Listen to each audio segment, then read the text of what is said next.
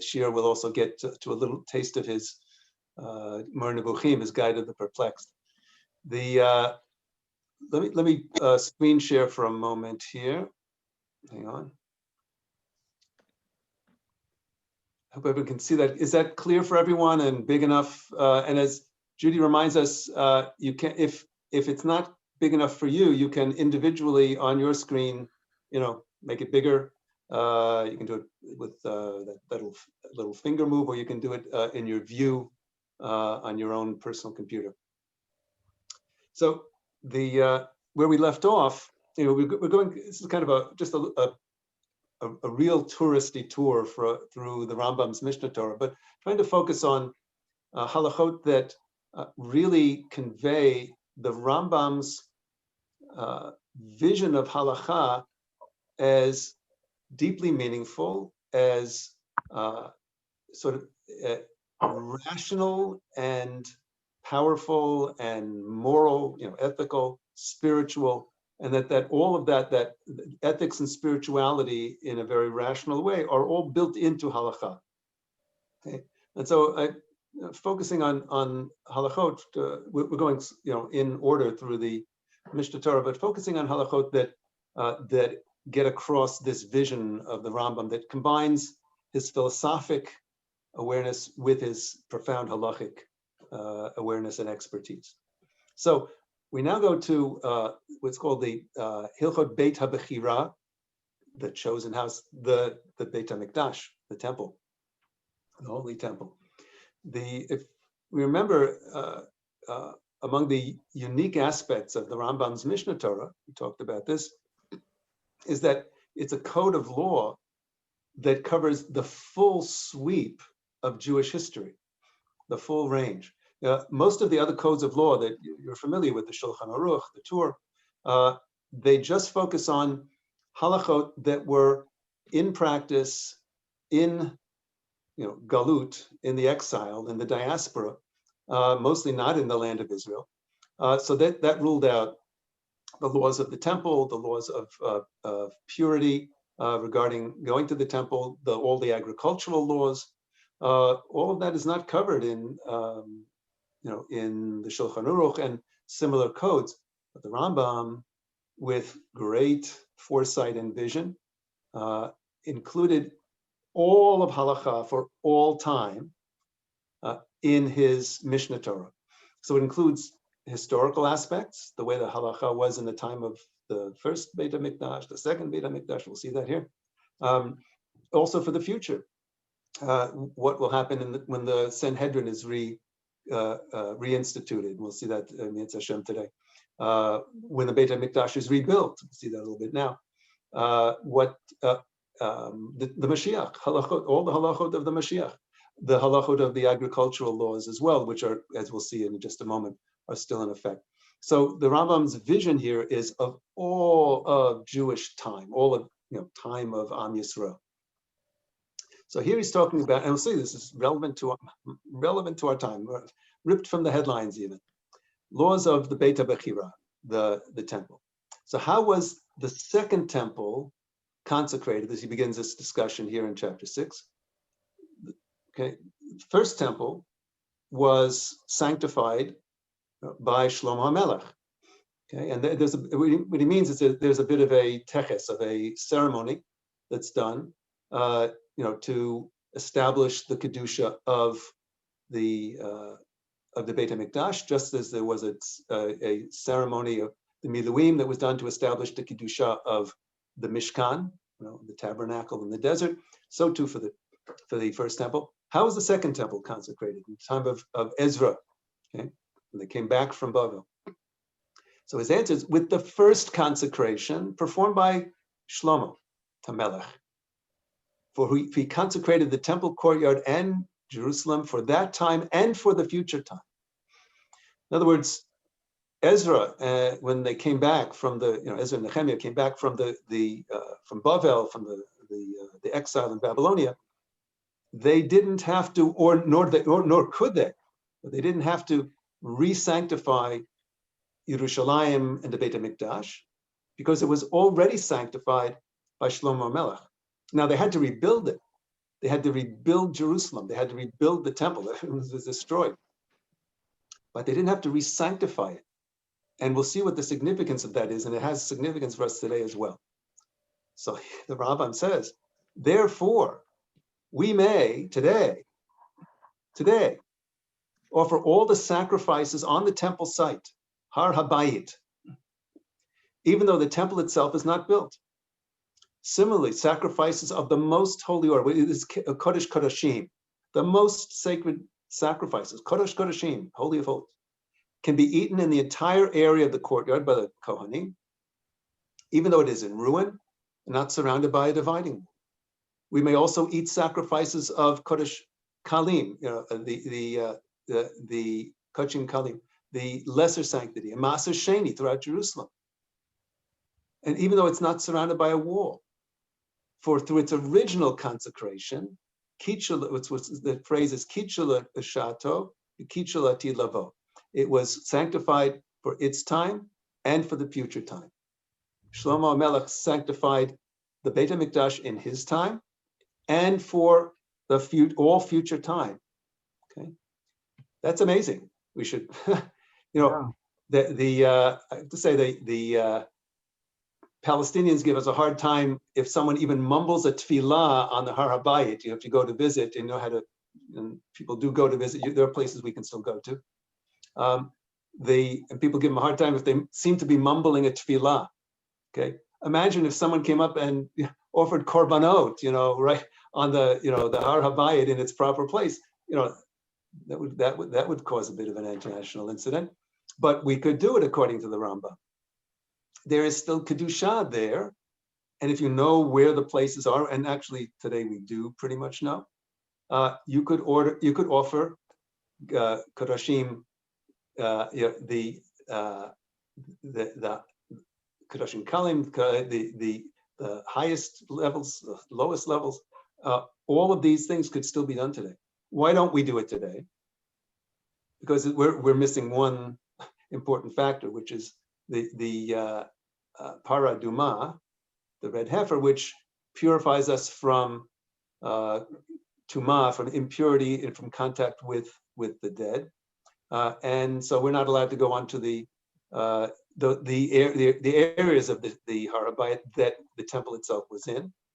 But were we to have a para duma and be able to purify ourselves that way and go to a mikvah properly, etc., we could actually do all this today, according to the Rambam, or for korbanot today, if we were to do that. Having mentioned this, by the way, let me just say that let's dedicate our learning today to Zecher Nishmat, Rabbi Jonathan Sachs Zatzal, who was passing this on Shabbat, was a terrible, terrible loss to Am Yisrael. He was an extraordinary figure, an extraordinary mind, extraordinary heart, a spokesperson for the very highest and noble aspects of Torah and Am Yisrael. Deeply, deeply missed. I had the privilege to meet him for a little bit, spent some time with him. He was an amazing person. He was as amazing and more in person than through his books and his his speaking. He was quite an extraordinary human being. So deeply missed. So dedicate our learning to him. So we can. The Beit HaMikdash is still very much in its kedusha, very much in play according to the Rambam. This also means that we have to be very careful where we walk. If we do go up on the Har HaBayit, we have to know exactly where it is still permissible to go, having just gone to the mikvah, and where it's not permissible to go since we don't have the para duma, the red heifer. So now he says, why do I say that the original consecration by Shlomo HaMelech sanctified the temple and Jerusalem for the future to come? It's for his time and for the future to come. While in regard to consecration of the remainder of Eretz Yisrael, like I say up here in Tzfat, in the context of the sabbatical year, tithes and other things, Shemitah, Yoga, agricultural laws, the original consecration did not sanctify it for the future to come.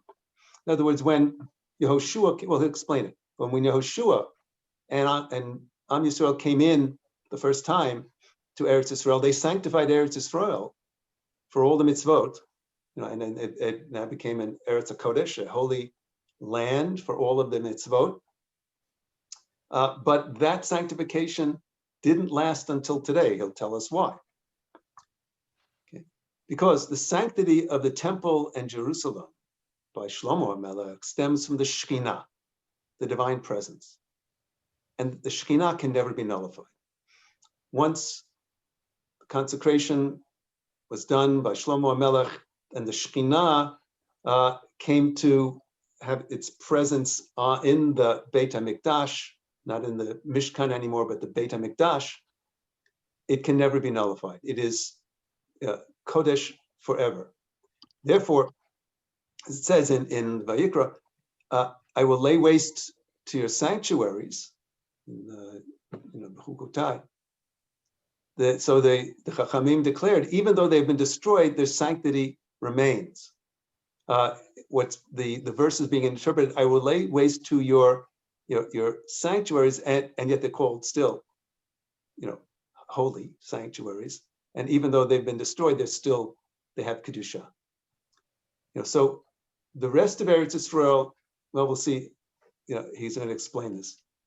In contrast, the original obligation to keep the laws of Shemitah, the sabbatical year, Trumot and Ma'asot, the tithes on the land, stemmed from the fact that it was a collective conquest, a kibush rabim. The kibush rabim by Yehoshua and Am Yisrael, when they came into Eretz Yisrael, they had to fight the tribes that were in Eretz Yisrael at the time, the Canaanim, the Canaanites.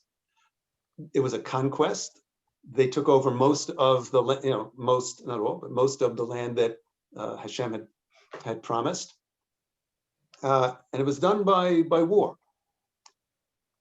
So it's a collective conquest. Therefore, when the land was taken from their hands by the Babylonians under Nebuchadnezzar, the conquest was nullified.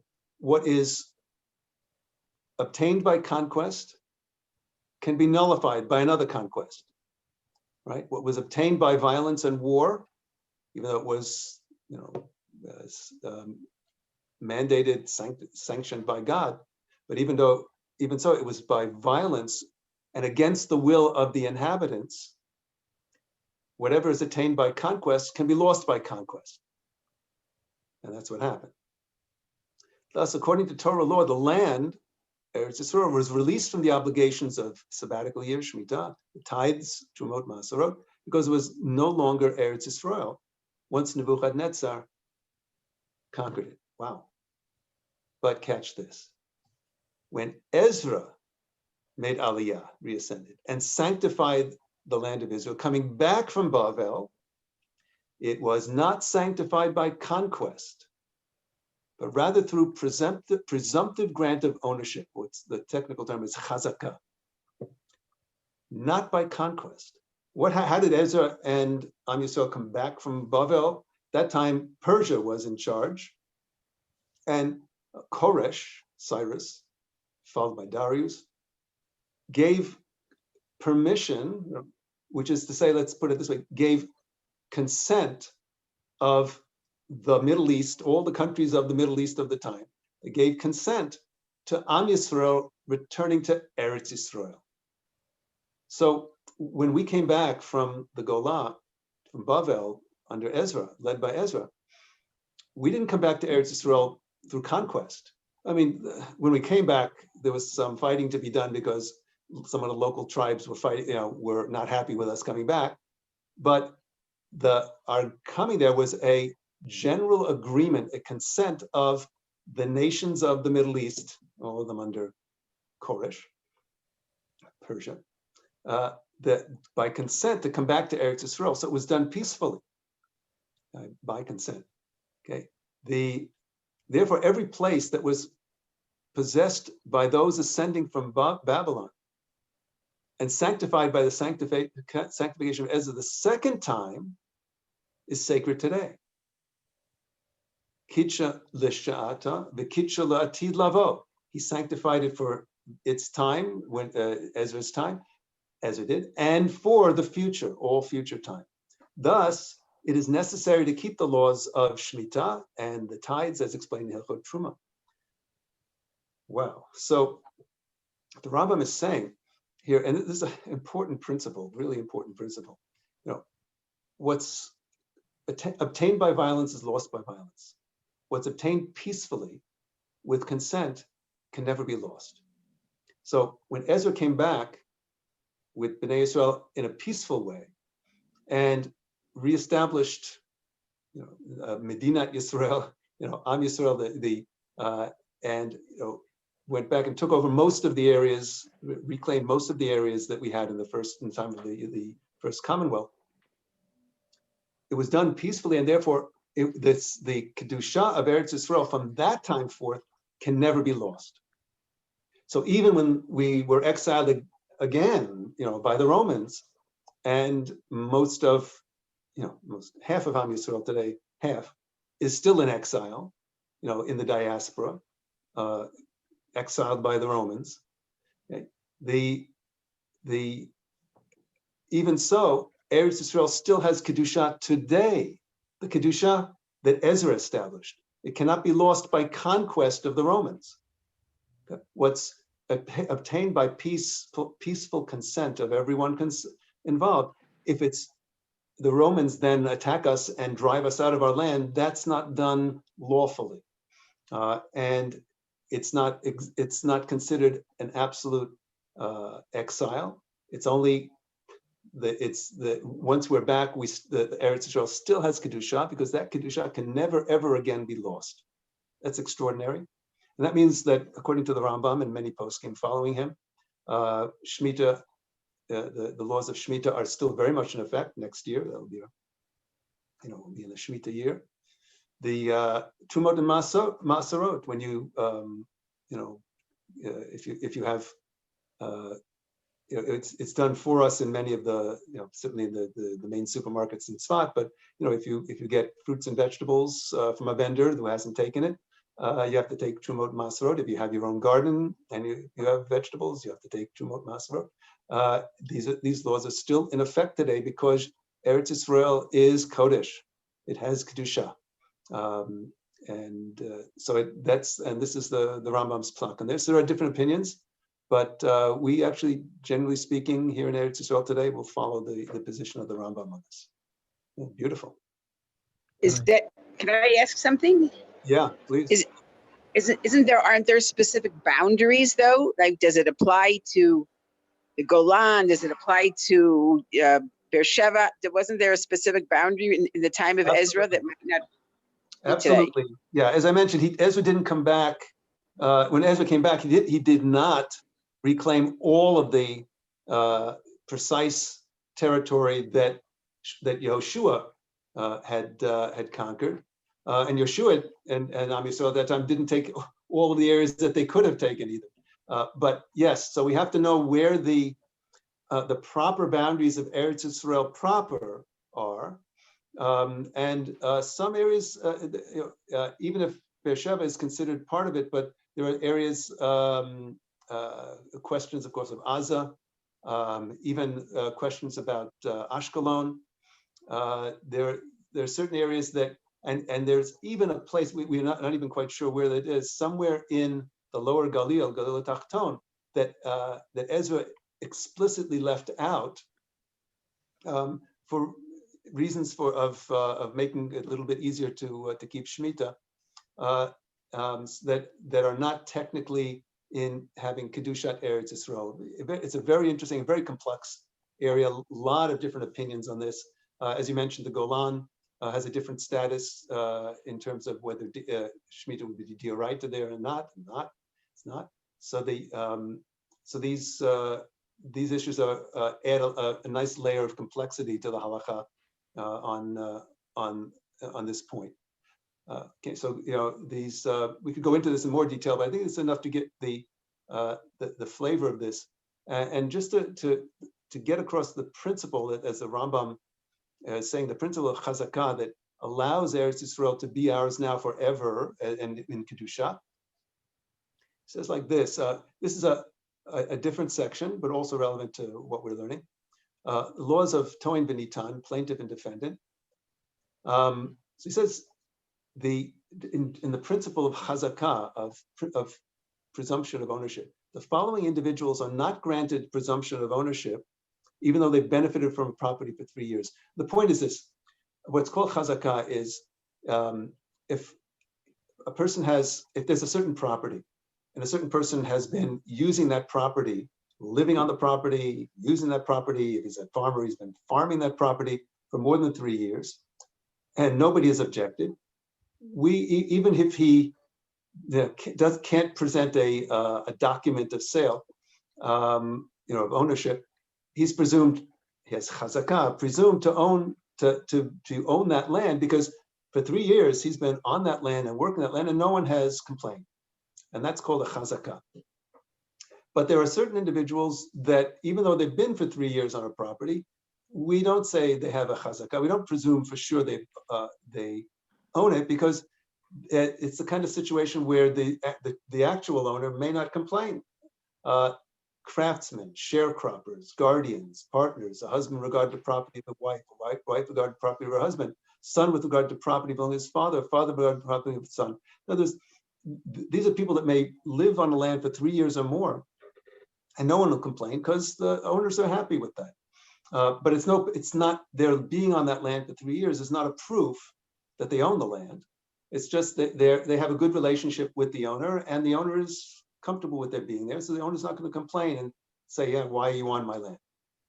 The rationale is that in all these instances, the owner will not be irritated if the other uses the property. Therefore, the fact that they benefited from it does not serve as proof of ownership, even though the owner did not protest. So now the owner, if he wants to retake this land that a sharecropper or a relative has been on, he can take it as long as he shows a proper proof, his contract that he owns this land. Then the Rambam says, similarly, exilarchs of that period, these are Jewish leaders. The exilarch is like the Nasi, but he's the Nasi in the Golan, in the exile, in the diaspora. A robber and a Gentile. It's an interesting group. Exilarchs, a robber, and a non-Jew cannot establish presumption of ownership because they say they benefited from a property for 3 years, because they're people who use force. So a robber may stay on a property for 3 years, not because the owner is happy with it, but because he's forcing the owner out. And an exilarch also, they were exilarchs. These are Jewish leaders, but they were high-handed, and they would take over someone's property without their consent. It's no proof that exilarch or a non-Jew, it's no proof that they own the property just because they've been on it for 3 years. But in a stable situation, a peaceful situation, 3 years gives a chazakah, presumption of ownership. So this is what the Rambam is applying to Eretz Yisrael as well. When Ezra came back, and it was by consent, he has now a chazakah of ownership, not by force, not by violence, but by peaceful consent, and that can never be removed. Okay? And that's why Eretz Yisrael has kedusha ad hayom hazeh, to this day. Okay, moving on to another topic in which the Rambam gets across a halacha and also its moral dimension. So here in laws of theft regarding weights and measures. So the halacha is that, and this is from the Torah, that we have to have honest weights and measures, measures for length, for extension, measures for weight, measures for content. When you go to shop, of a scale to weigh produce, it's got to be honest. And in fact, there are laws in Eretz Yisrael, this is in many other lands, of what the proper weight is, and then there are supervisory agencies that come in once a month or whatever the frequency is to test that the scales are honest, etc. So the Rambam says, when a person weighs for a colleague using weights that are less than the weights accepted by people in that country. In other words, storekeepers weighing produce, for the to see how much it costs. And if he uses weights that are less than the weights, or different, in other words, than the weights accepted by the people in that country, or he measures using a measure that contains less than the measure used by people in that country, he violates a negative commandment, a lo ta'aseh. It says in Vayikra, do not act deceitfully with regard to a judgment concerning weights, measures, weights, and volume measures. Okay? So we have to be honest with these measures.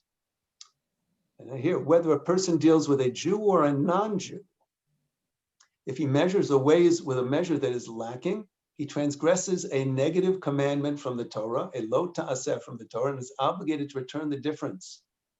Similarly, it's forbidden to deceive a non-Jew with respect to an account. Instead, one must reckon carefully with him. It says, you shall reckon with his purchaser. This applies with regard to a non-Jew who is under your control. That's in a time in which Am Yisrael is in control of Eretz Yisrael, and we have non-Jews living among us. It surely applies to one who is not under your control when we are out in the diaspora. A person who performs such deceit is included among those about whom it says they are an abomination unto God, all who do these things, all who act crookedly. Wow, it's important. And this is, I have to say, this is not well understood in Am Yisrael today. The prohibition of theft applies, and theft not just by grabbing someone from something from someone, but not dealing honestly in business dealings, weights and measures, and as he says, accounts, and any form of business dealing. We have to be scrupulously honest, not only with other Jews, we should do that, but also with non-Jews, and that is from the Torah. From the Torah. It's not just an extra level of piety, it's not just being a little bit more righteous. No, it is from the Torah that we are obligated to be honest in all of our business dealings with non-Jews as well as Jews. What can I say? This is not honored the way it should be throughout Klal Yisrael, and we have to pay clear and careful attention to this. It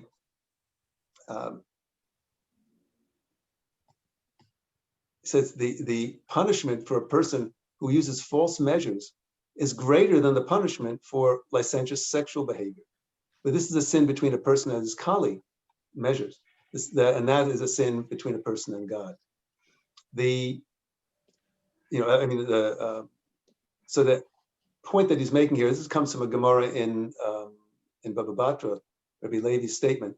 The punishment for a person who uses false measures is greater than the punishment for licentious sexual behavior. Well, what the Gemara ultimately explains in this is that when it comes to relations in intimate behavior,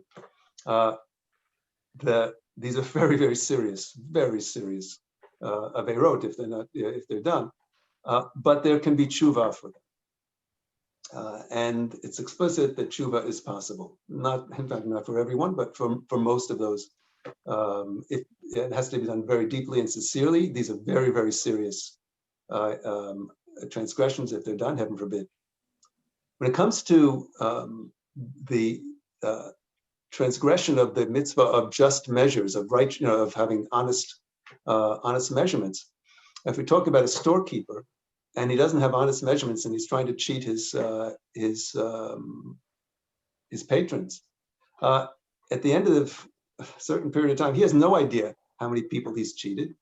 And if he does want to do tshuva, he has no idea how to restore, because part of doing tshuva is to restore what he stole to the person that he's harmed. And so he's not effectively going to be able to do complete and proper tshuva. And that's what the Gemara means here, Rabbi Levi means here, that the Rambam is quoting. So if a person is stealing every day from the public because of improper weights and measures, it's very, very difficult, if not impossible, to do proper tshuva. So it's to be understood that this is a deep responsibility for all of us to act honestly and justly in all of our business dealings with Jews and non-Jews. And it's a tremendous responsibility. And then the Rambam takes us even to a deeper level, which the Gemara does. Whoever denies the mitzvah of just measures, of having honest measures, is considered as if he denied Yetziat Mitzrayim, the exodus from Egypt, which is the first of God's commandments. In other words, when God gives us the first commandment of Anochi Hashem Elokecha, the command to know that there is God, it's connected with Asher Tzayticha Me'eretz Mitzrayim, who brought you out of the land of Egypt. So a person, we have to understand the connection. A person who denies, and that's to say transgresses, and that's a denial of the mitzvah of honest measures, is considered as if he denied the exodus from Egypt, which is the first of God's commandments. Conversely, one who accepts the mitzvah of just measures is considered as if he acknowledges the exodus from Egypt, which brought about all of God's commandments. Okay? And this is the verse that he's referring to here. Do not act crookedly in judgment, in measure, in weight, and in volume measure. Just scales, just mean honest scales, honest weights, honest containers you shall have. I am Hashem, your God, who brought you out of the land of Egypt. You shall observe all my statutes and all my laws and do them. I am Hashem. So our responsibility to act with justice and our responsibility to be responsible is based in the whole mission of Am Yisrael, and the whole reason that Hashem brought us out of Egypt, to observe his mitzvot, his laws in the world, and to do them. Okay. I'll mention, Rabbi Jonathan Sacks in this context. This was his major message throughout his life, and certainly throughout, in all of his Torah that he taught. We, as Am Yisrael, have an obligation to act as the noble people that we are supposed to be. Gersh, are the clothes dry? Yeah. Karen, can you turn down your, can you mute, Karen? Sorry. So we have an obligation to act as an, or goyim, as Yeshayahu says we are, which, by the way, is not a light unto the nations, but a light of the nations. Or it's not or la goyim. You'll never find that in Yeshayahu. He never says a light to the nations. We are light of the nations, or goyim.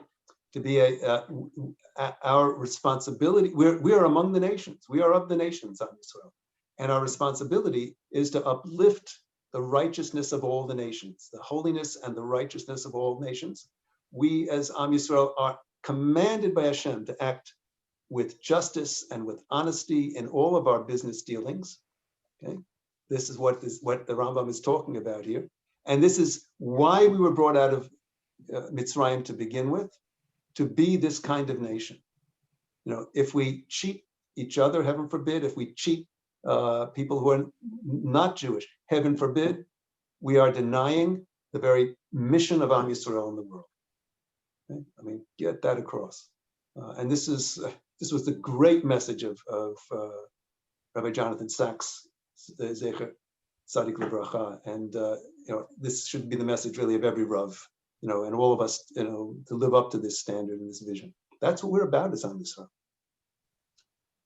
Okay, move on a bit to the laws of the Sanhedrin. This is laws of judges and courts. This is flows naturally from what we were just talking about. The responsibility to be, a righteous nation. An important aspect of that, an essential aspect of that, is to have a righteous justice system, a system of justice. And this is one of the glories of Am Yisrael, our Batei Din, the Sanhedrin, ultimately, we had a Sanhedrin Gedolah, Sanhedrin Ketana, a great Sanhedrin and a lesser Sanhedrin. The great Sanhedrin is equivalent to what in the United States would be the Supreme Court, though it's made up of 71 members. It's a much larger and more complex institution, and more holy, certainly. And we're going to look at some of the laws of who is entitled, who is chosen to be on this highest level of Beit Din, the very highest scholars that become our chief justices in that sense. So the Rambam says, we appoint to the Sanhedrin, both the Supreme Sanhedrin and to the lower Sanhedrin, only men of wisdom and understanding, of unique distinction in wisdom of the Torah, and who possess abundant knowledge. They can't be narrow-minded and with a very narrow scope of knowledge. It's got to be abundant knowledge, deep wisdom. They should also have some knowledge concerning other wisdoms, such as medicine, mathematics, computation of the calendar, astronomy, astrology, the practices of fortune-telling, magic, sorcery, and the illusions of idolatry, so that they will know how to judge them. Very interesting list here. This comes from the Gemara Sanhedrin. So the kind of person that's chosen to be on the Sanhedrin certainly has to be a Talmid Chacham, and of the very highest level. Men of wisdom and understanding, unique distinction in the wisdom of Torah, and possess abundant knowledge. Okay? They have to be broad minds. In embracing all of knowledge, and including other wisdom such as medicine. Okay, medicine. We have a problem today.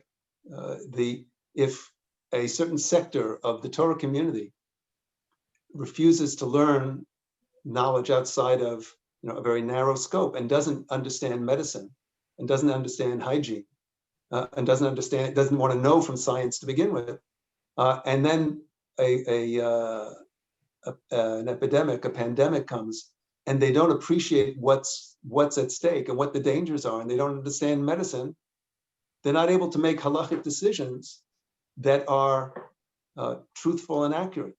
And because of these mistakes, people have died. They have killed people. People have died. People have gotten seriously sick.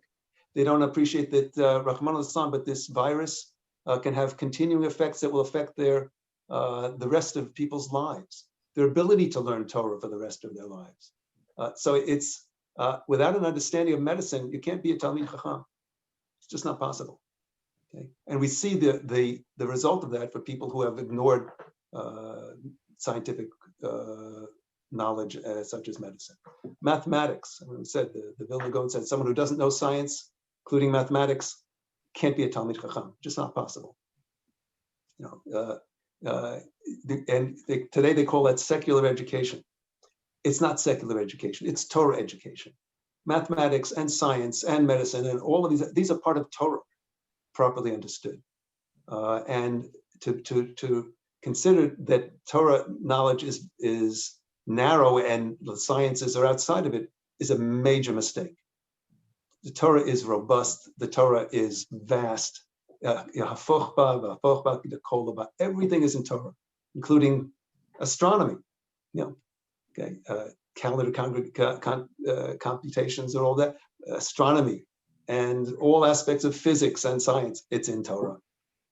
Shouldn't be afraid of it, should embrace it. Now, he also includes here, as the Gemara does, that a member of the Sanhedrin has to know what's happening with magic, sorcery, illusions of idolatry, fortune telling, so that they will know how to judge these cases. You have to know something about how other religions operate, even false religions and superstitions and magic and magical thinking. You've got to know all these things in order that if a case comes before you, you'll be able to judge it properly. Small example, the case some years back, it became a big scandal in in the Haredi community that the sheitlach that some women were wearing were using hair from women in India who had offered that hair to a certain idol in a certain ceremony that they did, and then the hair, rather than being destroyed, was collected and sent to sheitlamachos, the people that make sheitlach for Orthodox women. So they were using hair that was used in an idolatrous ceremony. At that time, the Chachamim at the time did not know the nature of that idolatry and whether that impacted the hair or not. And this caused a big scandal in the Orthodox community. I know in the States there was a big scandal. In the here in Eretz Yisrael, a big scandal, and a lot of misinformation was thrown about in the Haredi community because they didn't understand the nature of idolatry. Eventually, it got sorted out. I won't go into that issue, but you have to know these things. The Rambam made a particular study of the religious practices of other nations and other religions, so that he would know these things himself as well and know how the halacha decides in these cases. So it's an important aspect of, someone to be on the Sanhedrin, to be a real gadol hador, and to be among the gedolim, has to have broad knowledge. Absolutely. So he says we appoint to the Sanhedrin only Kohanim, Leviim, Israelites of lineage, fine repute, who can marry into the kahuna, the priesthood, and he brings the source for that. Interesting, in Halacha pt4, says we should not appoint to the Sanhedrin a man of very old age, or one who does not possess male physical attributes, for they possess a trait of cruelty, akzariyut. Nor a man who is childless, so the judges should be compassionate. Now, this is a bit of ageism here, but there is something to this. And again, he comes from the Gemara.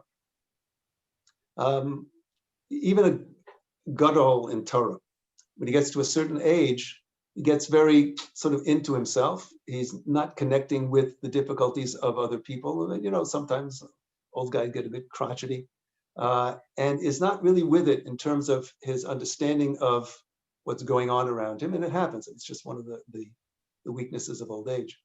Such a person cannot be on the Sanhedrin, should not be on the Sanhedrin. The Sanhedrin needs people who are, it can't be someone who's harsh and rigid in his thinking. It has to be someone who has compassion, who is open to the world, who knows what's going on in the world. And this is the ideal judge, the shofet, the ideal Talmid Chacham that the Torah requires for someone to be on the Sanhedrin. Okay. He adds to this, a king of Israel may not be included in the Sanhedrin, even though let's say he's a great Talmid Chacham like David HaMelech, but we're forbidden to disagree with him and to repudiate his words. That's important. As we'll see, that the Sanhedrin, when it debates any issue and it's deciding a case, every one of those judges has to be able to think for himself.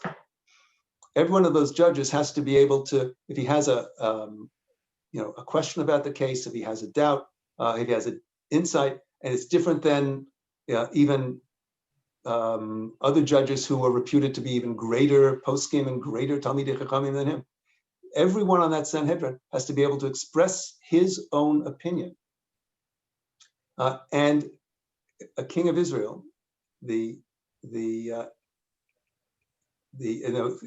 explain this a little bit more, but a king of Israel who we have to respect, since we're not supposed to disagree with him, he can't be on the Sanhedrin, because then people would be cowed into having to agree with his opinion. And the Sanhedrin needs a multiplicity of opinions. This is a very important principle. We'll see this again further in the Rambam.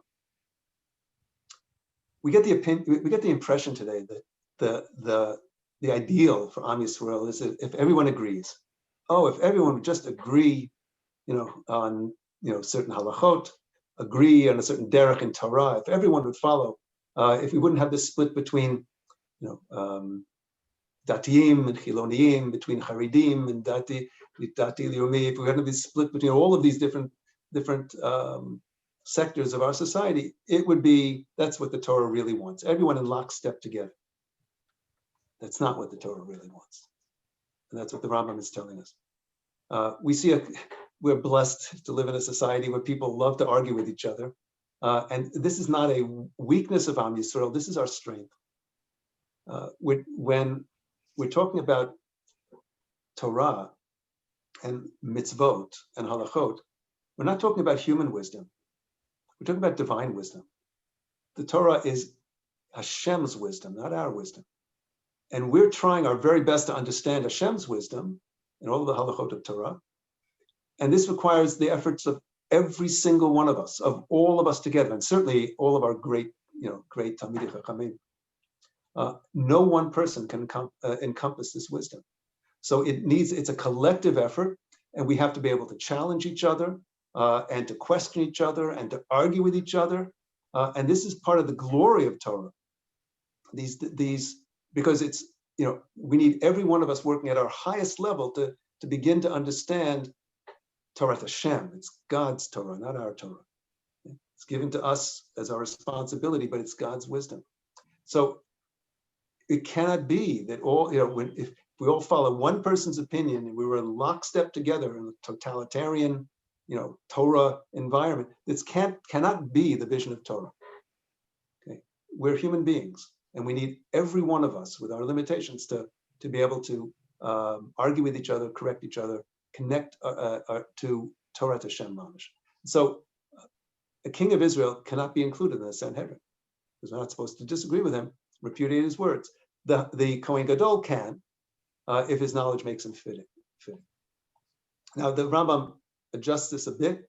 He says, although the kings of Beit David, the house of David, may not be included in the Sanhedrin, they may sit in judgment over the people. Conversely, they can be called to judgment if a person has a complaint against them. This is another glory of Am Yisrael. Kings are not above judgment.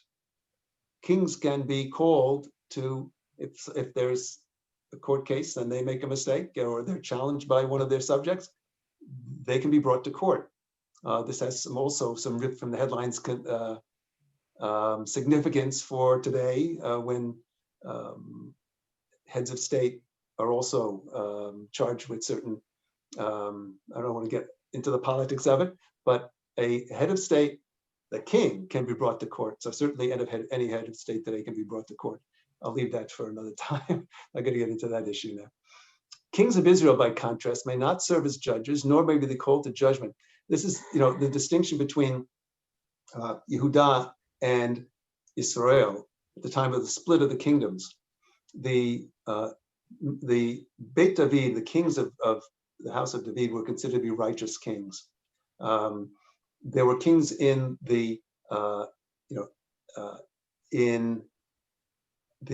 the kings of Yisrael, which is not Beit David, who were not righteous, as we know, and so they were not allowed to serve as judges, nor should they be called to judgment, because, as he says, they tended not to humble themselves before the words of the Torah. These were some of the worst of the kings of Israel. And letting them serve a judge or issuing a judgment against them might lead to a mishap. There would be trouble. I mean, think of some of the most wicked kings of Israel. Imagine them being on the Sanhedrin. That would have been a disaster. So they were ruled out. Kings of Beit David, of the Davidic lineage, were righteous. Others were not so. Okay. We'll finish up with this issue here. Among the requirements for a judge being on the Sanhedrin is that he has smicha. The Rambam will tell us what smicha is. It's being translated here as ordination. Okay. At least one of the members of the Supreme Sanhedrin, or the minor Sanhedrin, or a court of three must have received smicha, ordination, from a teacher who himself has been given smicha, ordination. Our teacher, Moshe Rabbeinu, in other words, ordained Yehoshua by placing his hands upon him, it says in the Midbar. He placed his hands upon him and commanded him. Similarly, Moshe ordained the 70 judges, the Shivim Zakenim. and the divine presence rested upon them. Okay. Those elders ordained others, and the others still others. In later generations, this tradition continued until the Talmudic era, when the sages had received ordination one from another in a chain extending back to the court of Yoshua, Beit Din Shel Yoshua, Beit Din of Moshe Rabbeinu. That's proper smicha, okay, ordination that goes back to Moshe Rabbeinu himself, okay, in an unbroken line until we say probably in sometime in the 4th century or so, maybe the 5th, the tradition of smicha got lost. Okay, it got lost until what is called the Talmudic era, probably the 4th or 5th century of the Common Era. So we do not have smicha today.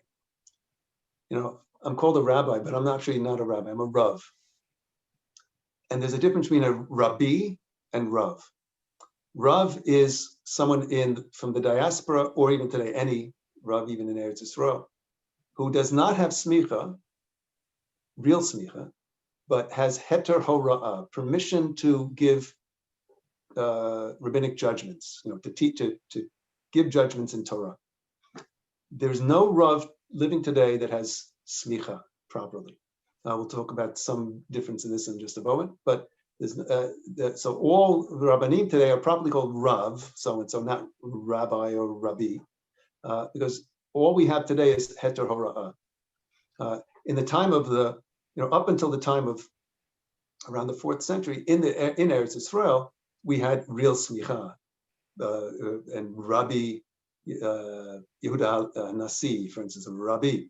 But you'll then see in the Gemara, this trails off, and all of the great chachamim who lived in Bava were called Rav so and so because they had permission to teach, but not real smicha. Okay. How is the practice of smicha practiced for all time? The person conveying ordination, smicha, does not rest his hands literally on the elder's head.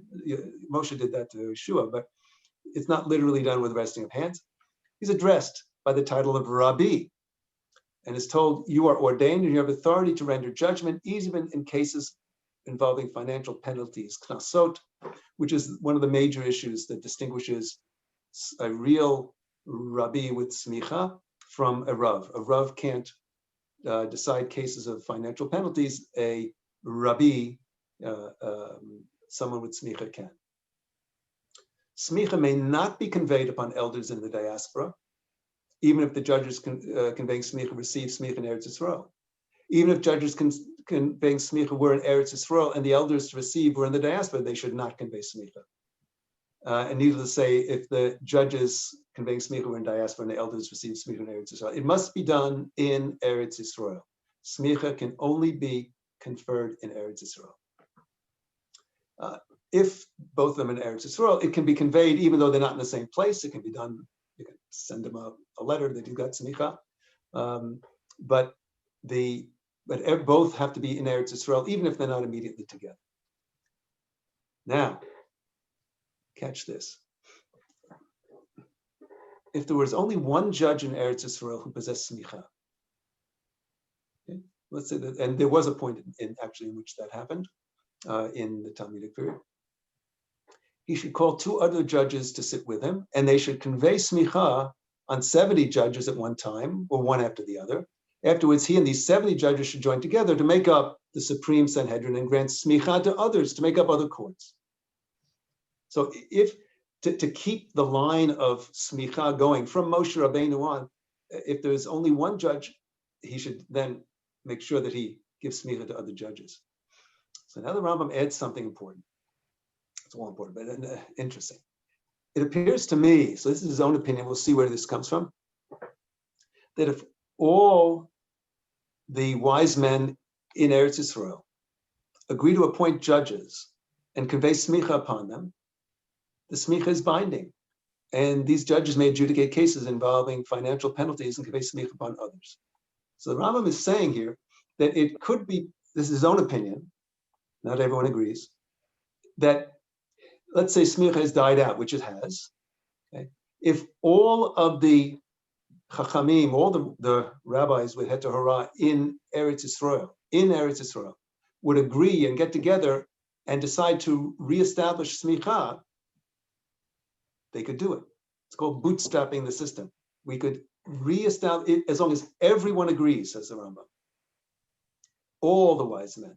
So that, in other words, this is not just a question of rov, of most of the wise men, or most of the rabbis in Israel agreeing, but every single rav in Eretz Yisrael agreeing, we could reestablish smicha, he says.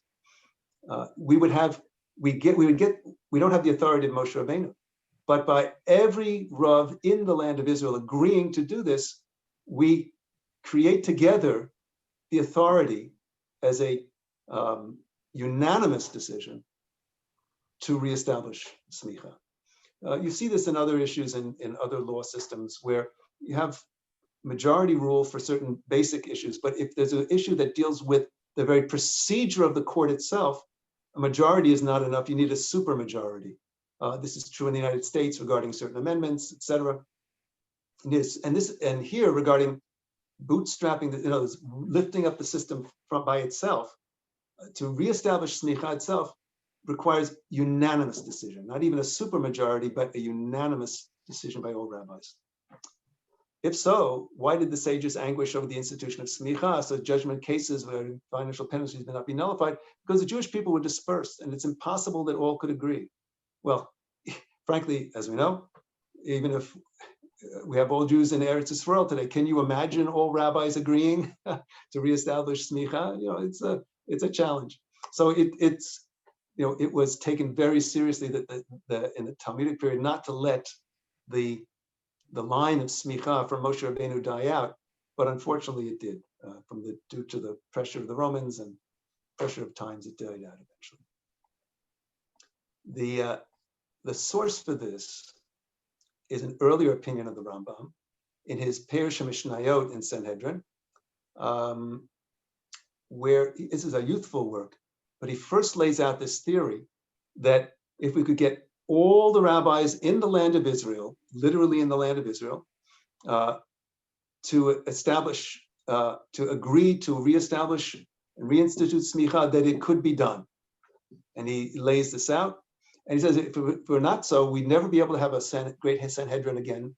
And even if the Mashiach would come and we say, he'll reestablish the line of smicha, it's not so. Because the Mashiach, he says, does not change anything from Torah. Okay? So it has to be that the Sanhedrin can be reestablished in some way, and the only way, on halachic terms, not by a fiat of the Mashiach. So on halachic terms, he says that it must be that we have the ability, if all rabbis of the land of Israel were to agree, we have the ability to reestablish smicha. It must be built into the system, and the way to do it is by unanimous agreement of all rabbis. And he says, I think the Sanhedrin will return before the revelation of the Mashiach, and this will be one of his signs. It says, I will restore your judges at first and your counselors at the beginning, and after this you'll be called a city of justice. So as it says from Yeshayahu. So the reestablishment of the Sanhedrin can be done on its own, and it will be a precursor to the coming of the Mashiach. Well, Tzfat actually played an important role in this issue. There were several times in Jewish history where there were attempts made to reestablish the Sanhedrin. One of the most famous times is in 1538, here in Tzfat. The rabbis of Tzfat, many of these rabbis had come from Judy, we have a few minutes more? Yeah, give me 5 minutes more. This is a great Tzfat story, important Tzfat story. I hope you know about it. Many of the rabbis in Eretz Yisrael in the 16th century came from, or families that came from the Gerush Sfarad, the expulsion from Spain, 1492. That was 1492. Was a great year for Columbus, not so great for Am Yisrael, it would seem. Okay, and that was when the Ferdinand and Isabella, King and Queen of Spain, expelled all the Jews, not the conversos, but the Jews from their land, and the Jewish people were scattered all over the Mediterranean basin. Many went to North Africa nearby. Many went to Holland, of all places, Netherlands. Of all places, many went to Italy, because it's the church was supporting this expulsion, but many went to Italy, many went to the Balkans, and many Jews took that opportunity to make Aliyah. So actually, there was a big wave of Aliyah from the Jews who were expelled from Spain, and frankly, the numbers were so significant that you can say that the Aliyah movement, the return in big numbers to Eretz Yisrael, actually began as a result of the expulsion from Spain, which turns out to be a great bracha. It was a catastrophe at the time for those living through it, but many made their way to Israel. And the fact that we are here today in Eretz Yisrael with a vibrant nation of our own is because back in 1492 and the years afterwards, many Jews came in big numbers to Eretz Yisrael and began an Aliyah movement that continued through the modern period and got bigger and bigger into the 19th century and the early 20th century. It all began from the expulsion from Spain. It's quite extraordinary, a clear line all the way. So many of the Jews that came to Eretz Yisrael, when Spain expelled their Jews, there was one country in the world that was welcoming Jews and really sent out a message, Jews are welcome here. And that was the Ottoman Empire, what today is called Turkey. They had control of Eretz Yisrael at the time and much of the Middle East. The Ottoman Empire welcomed Jews. They showed Jews bring good business, they bring capital, they bring, startup nation spirit. So the Ottoman Empire welcomed the Jews and welcomed us back to live in Eretz Yisrael. Come back, come live in Eretz Yisrael. They didn't want Jews living in Yerushalayim, and Yerushalayim was sleepy at that time in the early 16th century.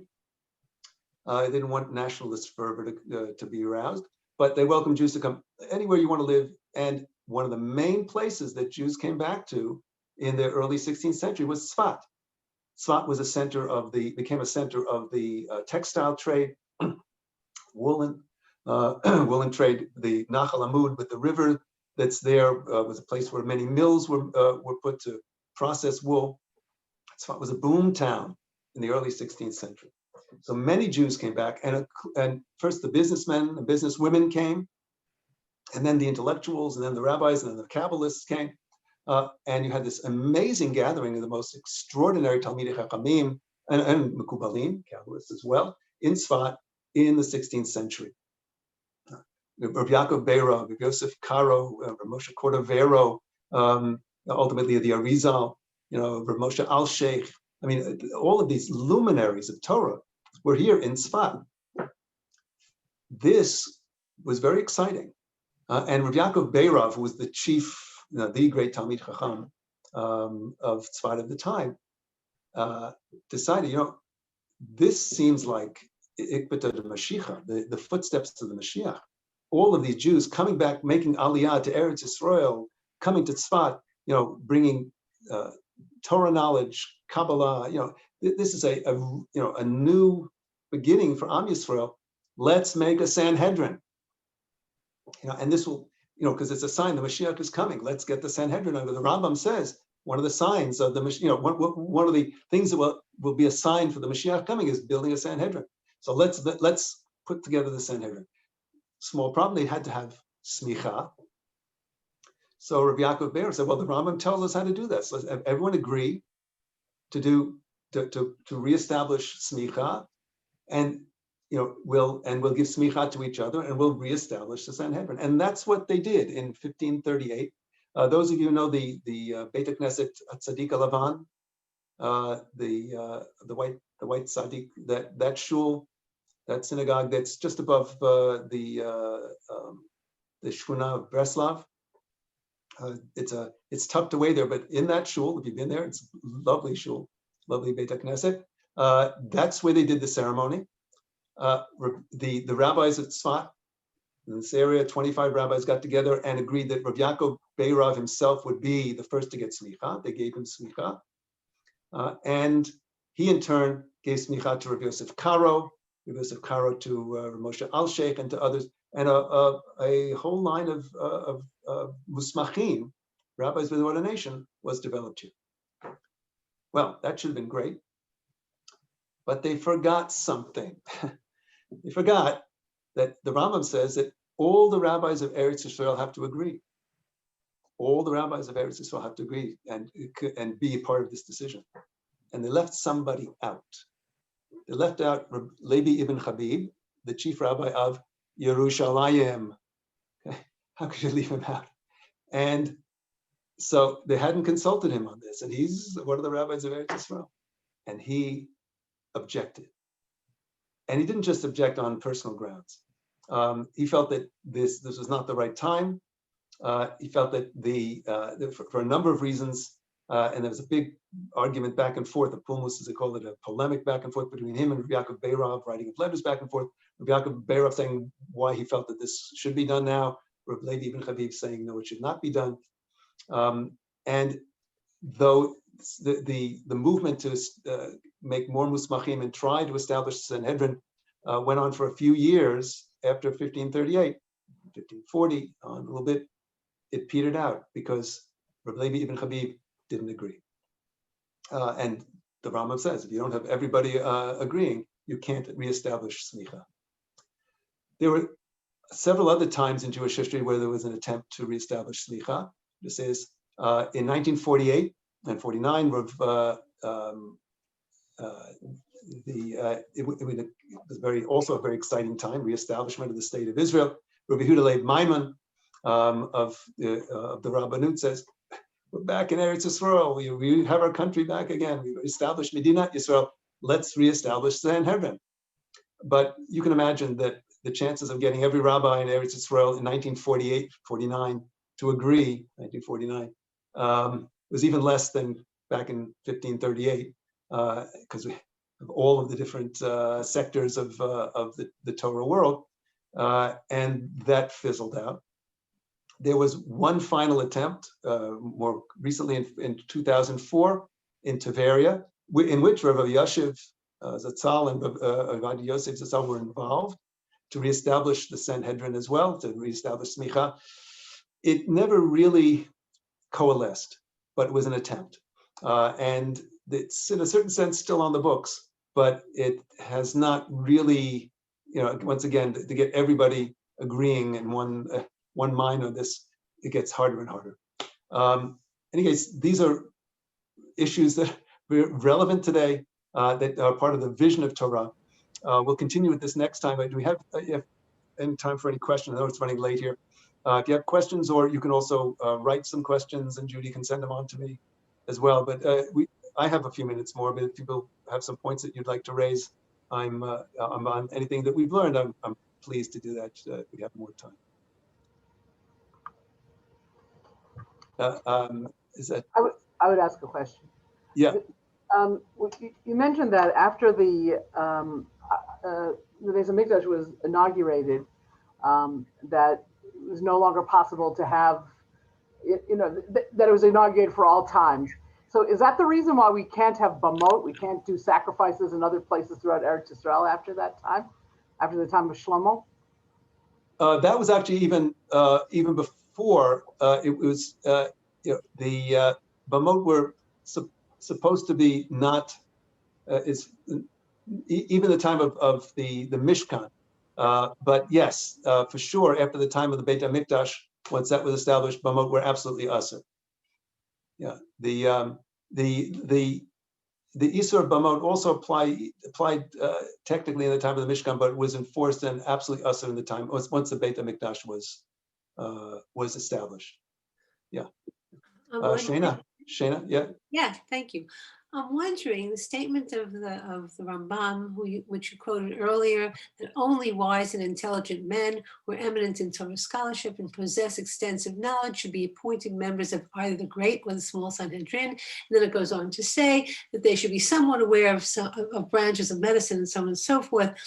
I'm wondering how far that statement could be extended beyond those very special chachamim who are part of the Sanhedrin. Now, it seems like he's directing his statement to the qualifications of those very superior court judges. And right. I wonder how far it goes beyond that. Yeah, well, I mean, in other words, you to establish certain prerequisites to be at a certain to fulfill a certain position. So he's laying out the prerequisites. He's certainly laying out an ideal of what he thinks a Talmid Chacham should be, and he himself was that ideal. You know, he was he would fit perfectly into all those categories. He himself, and his vision of a Talmid Chacham is someone of broad knowledge, embracing all of Torah, all of science, all of philosophy. I mean, he did it all, and medicine. He was a physician himself. You can't require every member of a yeshiva or every Torah teacher to be, such a Talmid Chacham. But if you're establishing a Sanhedrin, which has to be a place of justice, of true tzedek, you've got to have people who are really wise and knowledgeable and have all of these qualities. That's exactly what I was trying to say, that for those kinds of people, this kind of learning is extremely important because they have to have it in order to rule properly. Right. So the question is, your so-called average yeshiva student, if there is such a thing, with the Rambam want that person also to have that extended knowledge. Could that person handle it?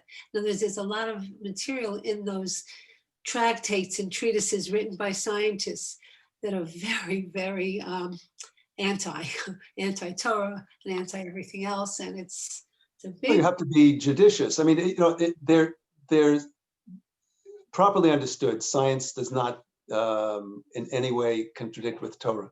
Properly understood. No, right. We do have scientists. There are scientists that go too far and they become politicians, and they think that their expertise in science makes them able to pronounce things when it comes to spirituality and religion, and they're wrong. I mean, and unfortunately, then Torah Jews look back at that and see what scientists say. They mouth off in areas that they shouldn't step into because they don't know anything about spirituality, and so then you have Torah Jews who rule out science because you have scientists who misbehave.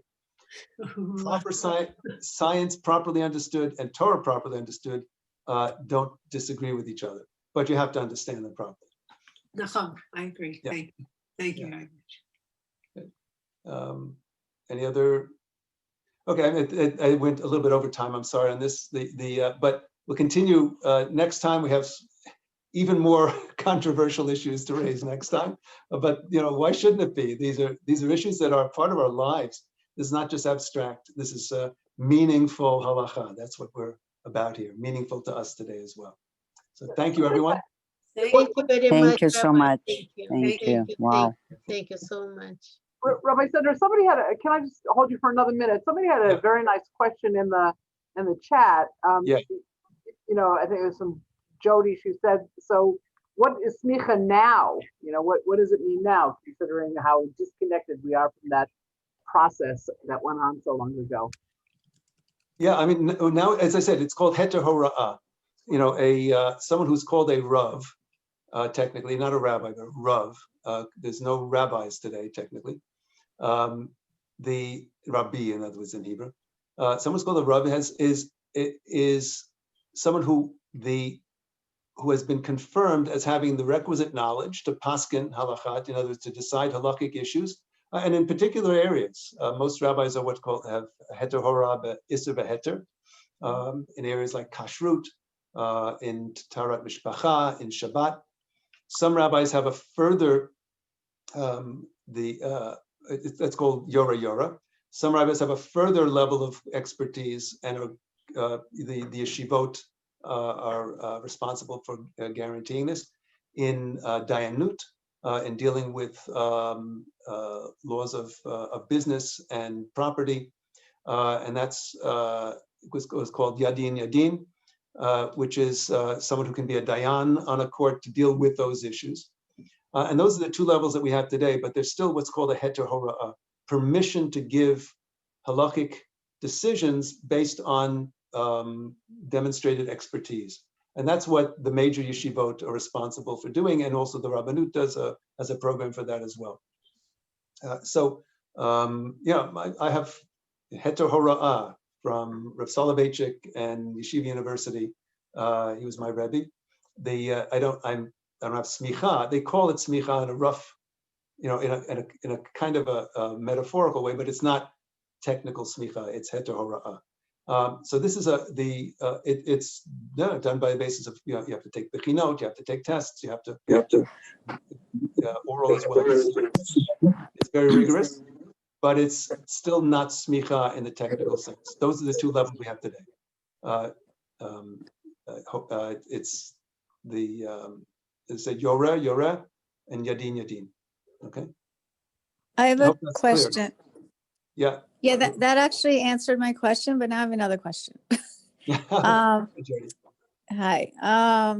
So is there an overriding smicha test that everyone agrees that, like if Chabad gives smichot for most of their boys that go through the system, by the time they're like 22, 24, but you got smicha for someone else, is it all the same test that's an overriding principle? No, I mean, the tests will vary from yeshiva to yeshiva. It's generally speaking, there is a course of study that is mostly agreed on in most yeshivot.